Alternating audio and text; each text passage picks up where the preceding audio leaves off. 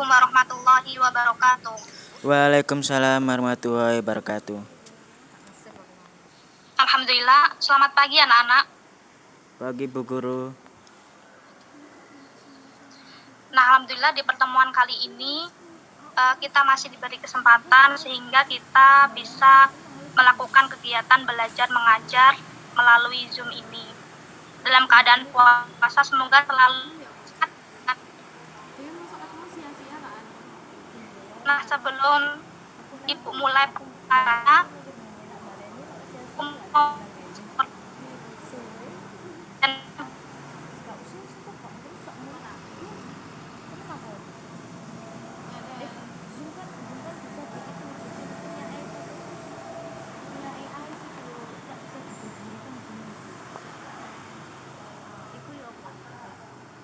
Bayu Rangga hadir? Hadir Bu. Baik. Uswatun Hasanah, kemudian Laila Mubarak, kemudian Muhammad Rusli. Alhamdulillah jika semuanya hadir. Dan sebelum memulai pembelajaran, alangkah baiknya kita membaca basmalah bersama-sama. Semoga pembelajaran hari ini berjalan dengan lancar. Bismillahirrahmanirrahim. Nah, sebelumnya Ibu mau menanyakan mengenai teks prosedur yang kemarin yang telah kita pelajari. Masih ingat teks prosedur itu apa? Tidak ingat Bu. Tidak ingat. Oh, baik. Lupa.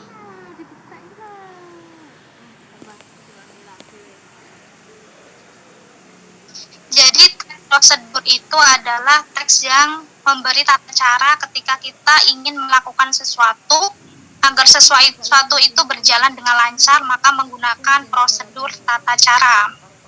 Nah, langsung saja sebelum memulai, Ibu mau share screen RPP pembelajaran pada hari ini.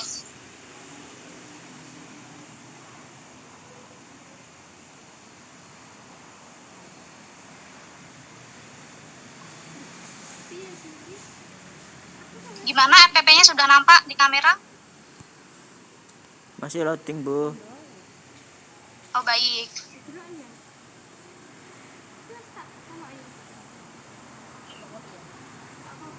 Sudah tampak Bu. Sudah tampak Bu. Baik. Ya. RPP yaitu Rencana Pelaksanaan Pembelajaran Sekolah MTS Negeri 1 Bangai, kemudian mata pelajaran Bahasa Indonesia, kemudian kelas 7 semester genap, materi pokok fabel atau legenda, alokasi waktu 3 minggu kali 6 jam pelajaran, yaitu 40 menit. Nah, langsung saja kita nanti akan belajar menggunakan KIKD 3.15, yaitu kompetensi dasar, mengidentifikasi informasi tentang fabel atau legenda daerah setempat yang dibaca dan didengar.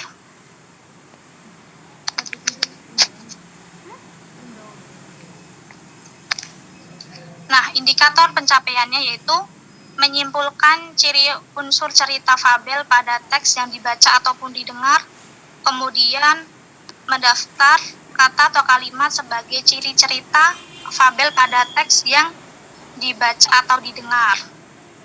Kemudian di sini juga ada KIKD 4.15, 3.16, dan 4.16. Tapi di sini kita akan belajar yang 3.15 terlebih dahulu pada pertemuan kali ini.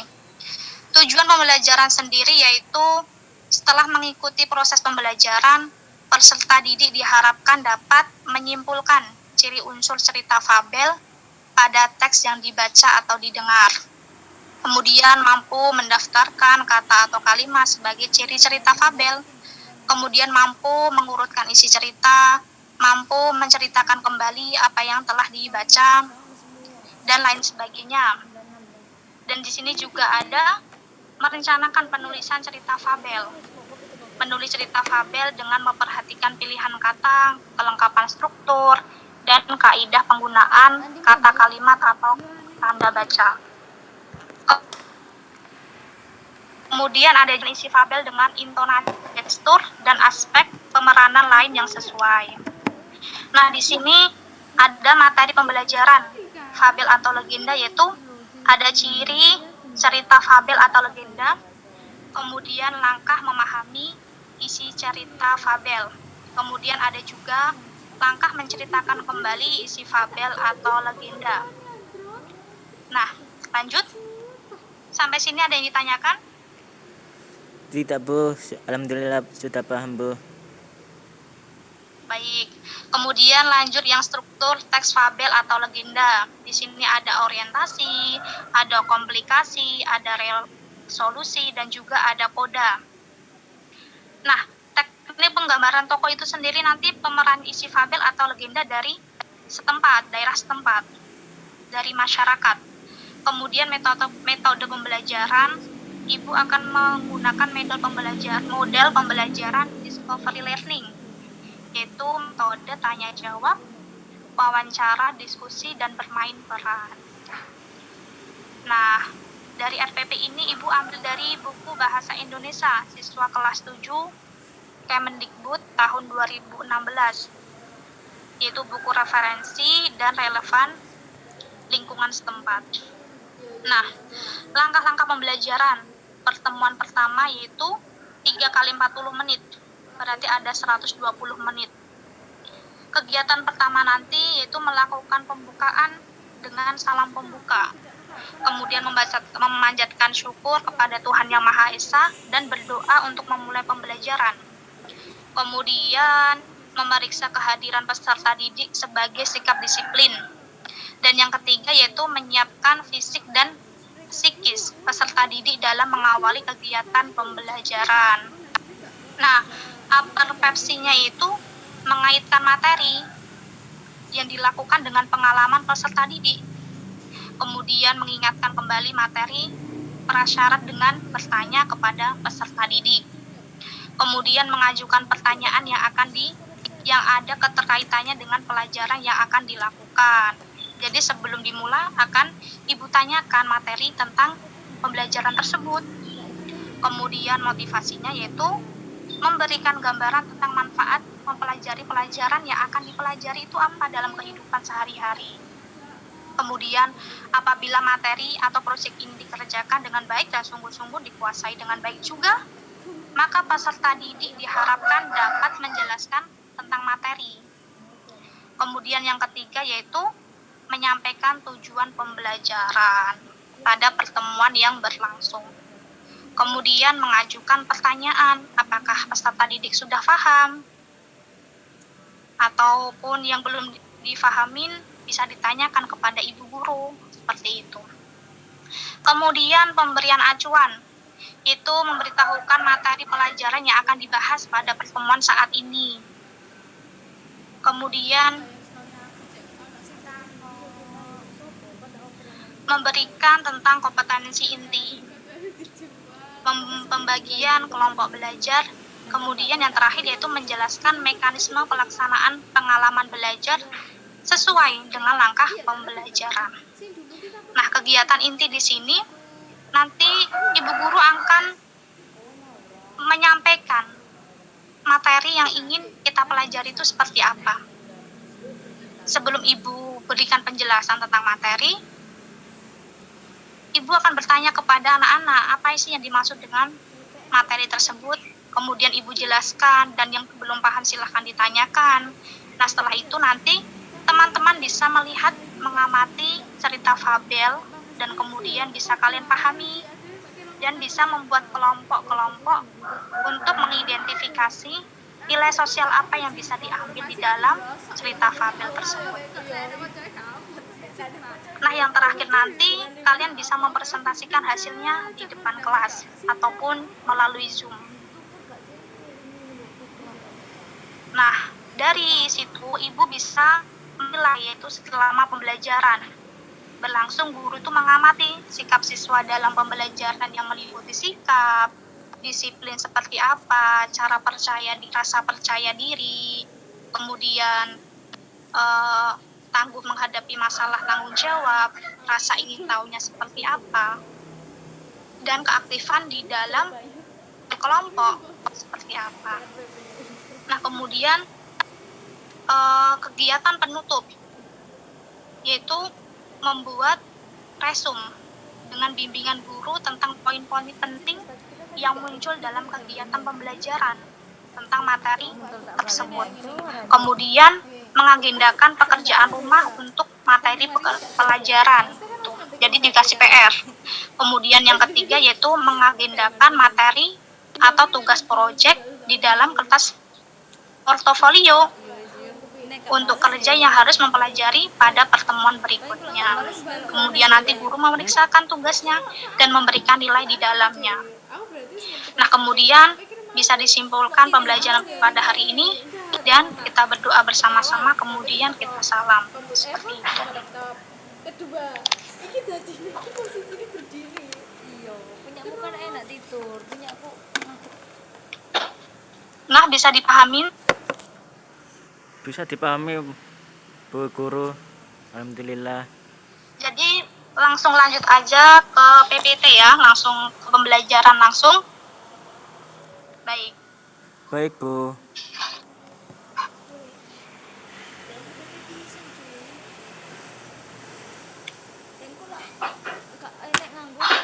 Males ya, kok melok Zoom join tak ya kak? Insya Allah tak turu.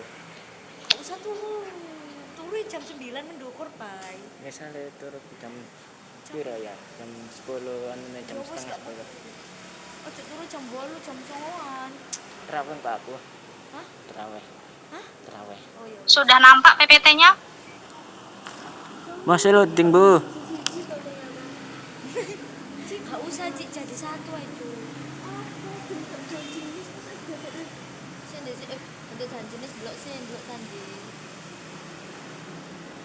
Bentuk dan sifat ini dua pengertian dewe sih, gak mungkin ada digabung sama jenis-jenis. Soalnya jenisnya kan ono 3 ya dijabar, mending gak usah dijabar. Iya. Iya kok salah aku. Aku ki serius, Bin. Sumpah. Ya sebenarnya kan main jadi puisi bunda ini enggak. Gimana, sudah nampak? Tapi kita jelaskan. Sudah tampak Bu. Ya, goblok ini. Sudah? Sudah Bu. Baik.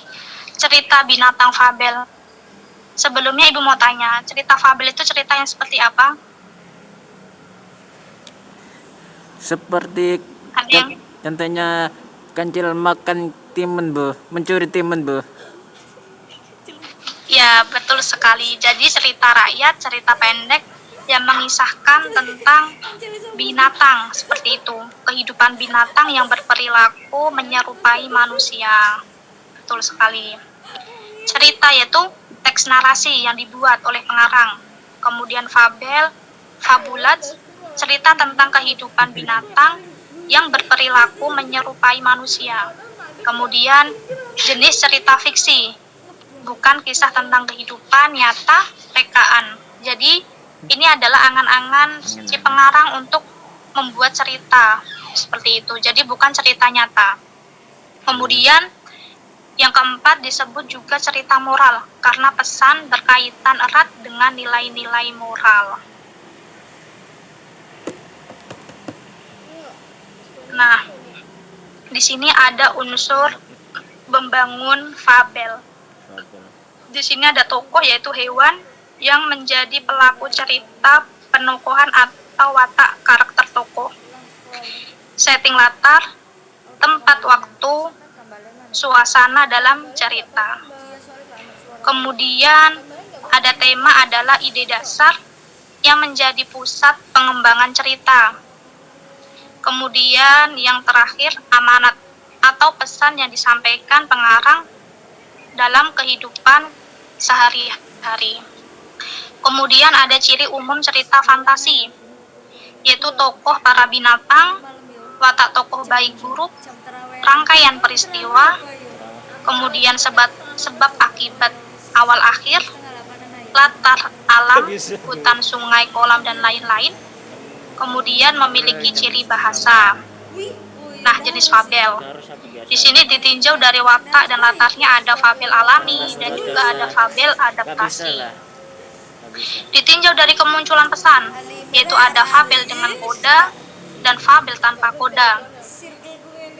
Kemudian ada unsur intrinsik cerita, yaitu variasi pengembangan pola, judul, latar, tokoh, penokohan atau watak, alur, sudut pandang, dan juga amanat. Kemudian ada variasi pengembangan pola watak. Di sini ada deskripsi fisik tokoh, kegiatan tokoh, kemudian dialog dengan tokoh lain, dialog tokoh dengan diri sendiri. Nah, di sini ada dua metode analitis dan metode dramatik. Apa sih yang dimaksud itu? Metode analitis yaitu langsung. Penulis memaparkan watak tokoh secara langsung atau gamblang, yaitu tersurat. Kemudian metode tidak langsung atau dramatik, yaitu penyajian watak tokoh melalui pemikiran, percakapan, pemikiran dan perasaan tokoh, tingkah laku tokoh, gambaran fisik tokoh, dan lain-lain. Cara penyajian watak tokoh, yaitu pola pengembangan judul. Judul diambil dari tema, berdasarkan sifat tokoh, kemudian berasal dari nama tokoh. Nah, di sini ada struktur fabel, yaitu ada 4. Yang pertama ada orientasi, yaitu pengenalan tokoh, latar, watak tokoh, dan konflik. Kemudian ada komplikasi, yaitu awal munculnya masalah hingga puncak masalah. Kemudian yang ketiga ada resolusi, yaitu penyelesaian dari konflik tersebut atau masalah. Kemudian koda. Koda itu bagian terakhir fabel, perubahan pada tokoh, dan pelajaran yang dapat dipetik. Nah, jadi koda itu ketika si tokoh disebut bisa melakukan perubahan dari sifatnya mungkin di akhir cerita itu dinamakan koda. Ataupun dari cerita tersebut kita mampu mengambil pelajaran dan itu juga dinamakan koda. Nah, yang terakhir di sini ada langkah-langkah menyusul fabel, yaitu yang pertama menentukan ide atau tema, yaitu dengan mengamati alat-alat canggih teknologi tinggi dan fantasikan apa yang terjadi. Jadi temanya apa, kemudian baru dibuat ceritanya. Kemudian menggali ide dengan membaca. Banyak membaca buku, pengetahuan ilmiah, dan fantasikan jika peristiwa itu kamu yang mengalami. Kemudian membuat rangkaian peristiwa, yaitu urutkan peristiwa demi peristiwa itu urut. Jadi satu kesatuan, tidak ibaratnya tidak berantakan seperti itu. Kemudian yang terakhir ada menentukan judul yang menarik, tokoh dan deskripsi tokoh, latar dan sinopsis cerita.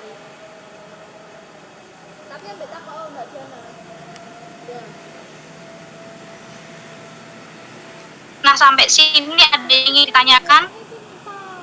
Sudah paham, tidak ada Bu. Alhamdulillah. Nah, kemudian Ibu akan membuat 3 kelompok. Nah, sebelum Ibu buat kelompoknya, kalian nanti Ibu bacakan ceritanya, kemudian kalian pahami dan ambil nilai yang terkandung ya anak-anak ya. Baik Bu.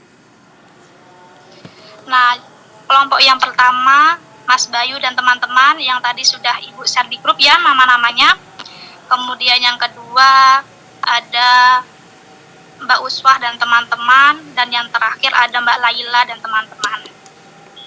Nah, bisa didengarkan ya Ibu mulai cerita.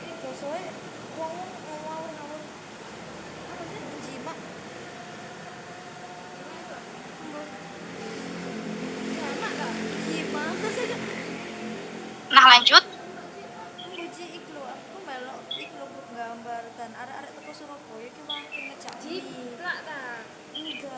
Masih ada di tempat anak-anak? Masih Bu. Masih ada, tenang, aman. Ya, alhamdulillah. Nah, jadi ceritanya gajah itu kan hewan besar ya. Nah, gajah Iya, Bu, kemudian gajah besar. Iya, gajah besar.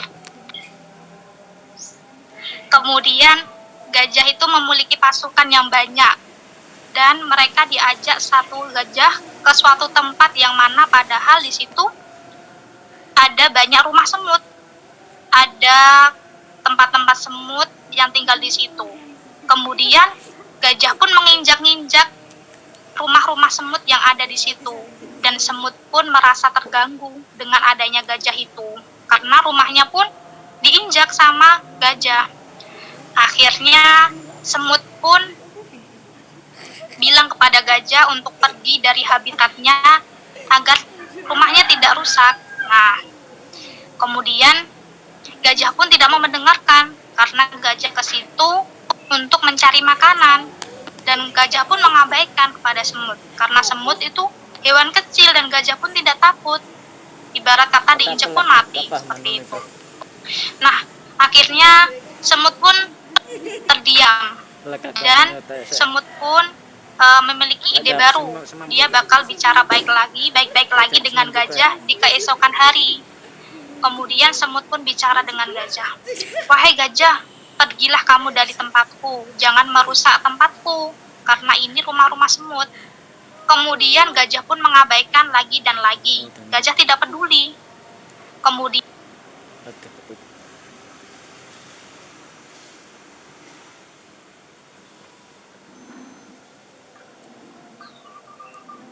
Kemudian karena semut sudah kesal, semut pun menggigit kulit gajah dan masuk ke telinga gajah. Akhirnya gajah pun kalah dan merasa tersakiti. Dan semut pun pergi dari tempat tersebut. Nah, kira-kira nilai apa yang bisa diambil dari cerita yang sudah Ibu bacakan ini tadi? Nilai gini, Bu. Jangan menyenggol Sebentar Mas Bayu. Jadi nanti kalian dibuat kelompok per kelompok dulu, baru dipresentasikan hasil kelompok kalian. Jadi nilai apa yang terkandung di dalamnya. Seperti itu. Nilai iku iki lho guys, semut melawan gajah iku yo. Jangan jangan meremehkan orang lain ngono lho. Ya, jangan. Aja jangan meninggal. Siap.